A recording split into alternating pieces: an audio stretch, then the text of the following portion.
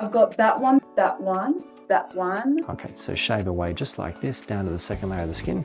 Risk of scarring for this, I'd quote it somewhere around 5%. It usually looks like a whitish patch.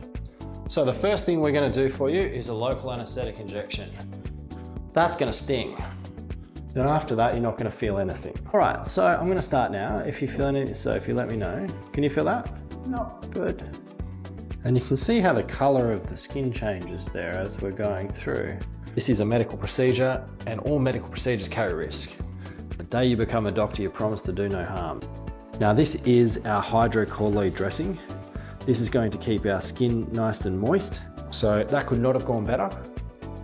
Sophie's young, fit and healthy. The chance of her scarring in this area is incredibly low, and it's on the face. The blood supply is really good. So I can't see her having any problem post-treatment period.